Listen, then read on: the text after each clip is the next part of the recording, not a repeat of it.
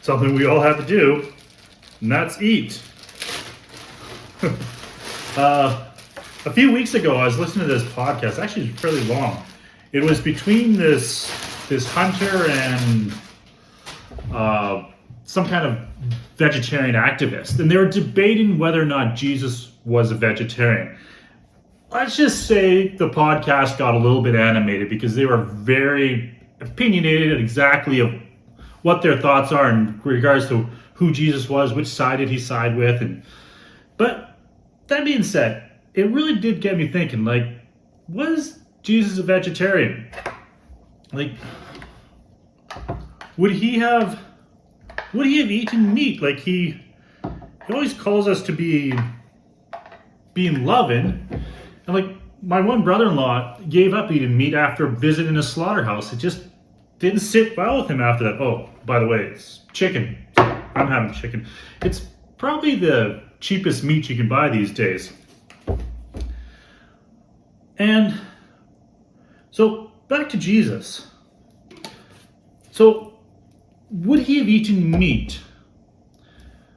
Well, there's a lot of different meats and options of varieties. There's fish, there's chicken, there's beef, there's lobsters, there's so many options. But right off the table, right off the bat, we do have to rule out some foods because Jesus was a good law-abiding Jew in regards to that.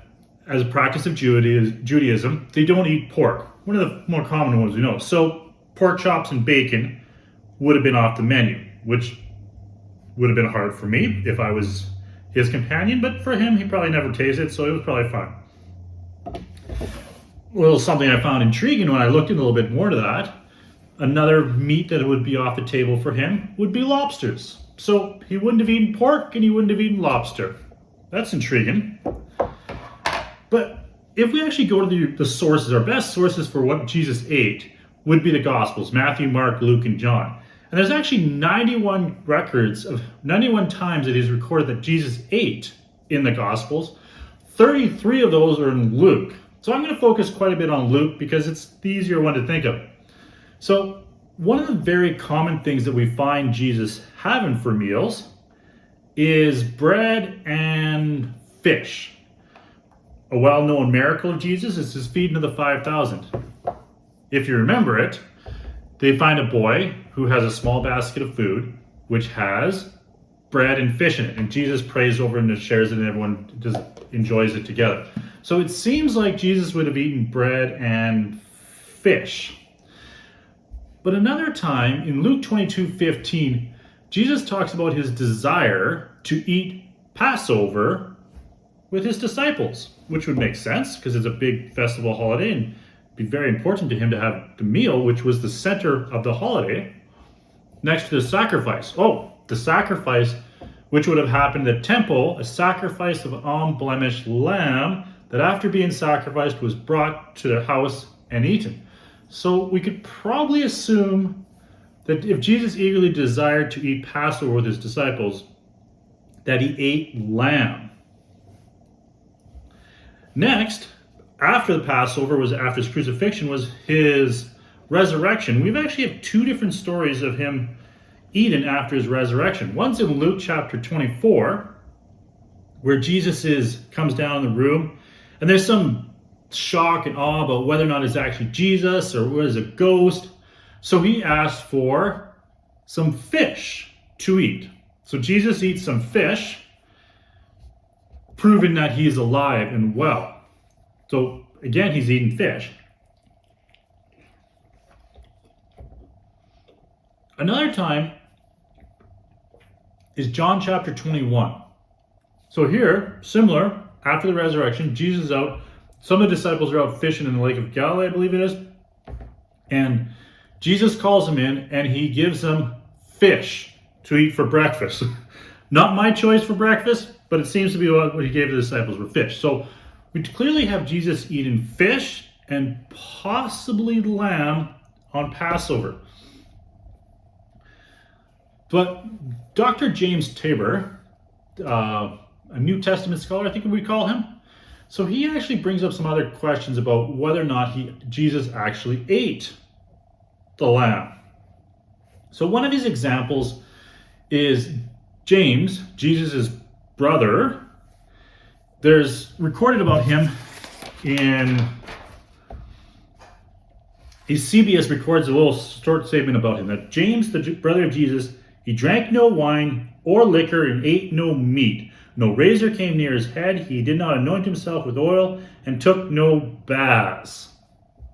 So, one, if that's 100% accurate, this is one smelly folk. But let's just ignore that fact.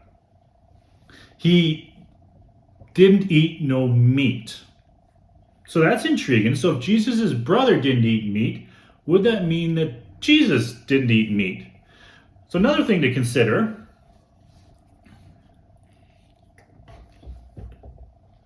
Jesus' mentor, John the Baptist, is often considered to be associated with the Essenes, a breakaway Jewish group that lived in the desert, the wilderness, kind of like John the Baptist did. And they were vegetarians. And they were vegetarians for two main reasons. One was they objected to the whole sacrificial system that was happening in Jerusalem. Now, much bigger deep dive there that we're not going to get into about what they objected to. Was it the killing of the animals, or they found the whole priest system in in Jerusalem had apostated, so no longer was acceptable. But because they objected to the sacrificial system, remember, that's where Jesus would have gotten the lamb for Passover, they just didn't eat meat at all, because that's the only way they could acquire meat was through the sacrificial system. So because they weren't involved in the sacrificial system, they didn't eat the meat coming from it.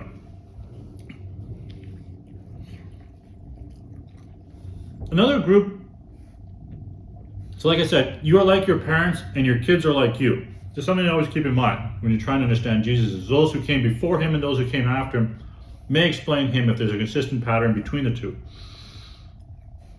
So we have the Essenes before Jesus were vegetarians. Then we have the Ebionites, or some kind of people call them the Nasoraeans, who come after Jesus. They too are vegetarians. So we have a pattern: before, after, is the middle of vegetarian. A little bit of pushback on that is we also got to consider the Jerusalem Council in Acts chapter 15.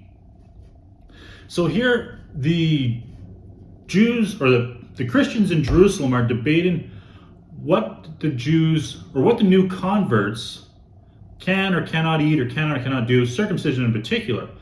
And in Acts 15, they respond with a letter to them. But their requirement is to not eat meat sacrificed to idols, but they don't actually forbid the eating of meat. So, something to consider there. And then earlier, we had Peter's vision before he went to visit Cornelius, I believe it is. So, in Acts 10, I love the fajitas. In Acts 10, God gives Peter a vision of a blanket of animals, unclean animals, so his pigs, I guess, camels, and maybe lobsters, being lowered down to him. And 3 times, God tells Peter in the vision, don't say what is unclean, that which I have made clean. So Peter's interpretation is there later on that Cornelius, who had previously been unclean, is now could be considered clean, so Peter could associate with him. But it is intriguing to think, if Peter was a vegetarian, a disciple of Jesus, being a vegetarian, why would God give him a vision of meat? It seems unusual. If he hadn't eaten meat, why did he be told to kill and eat? He should have been just maybe some other food or some other example to say that Cornelius was now clean. So it got me thinking a little bit more about this, and I think maybe there's a more important point about Jesus' diet than whether or not he ate meat and when he ate meat. Like I said earlier, chicken is probably the cheapest meat you can find, at least where I live. But In Jesus' time and culture, living by the Lake of Galilee, the cheapest meat he could find was probably fish. So Jesus probably ate a lot of fish and bread. And on the rare occasions, just like when you're having friends over, maybe you'll splurge and you'll buy a steak. For him, on the rare occasion, a religious festival, he would go down to Jerusalem and they would pool their money and they would buy a lamb. And enjoy that lamb. Probably was a once a year event. But probably wasn't a vegetarian. Because in his mind, he wouldn't have seen the world that way. The Jews in which he was part of their society, yes, he had critiques about how they could become better, but he probably didn't reject their whole dietary requirements or lack thereof. So, I don't think Jesus was a vegetarian. I think Jesus was poor, and he lived and ate according to his budget.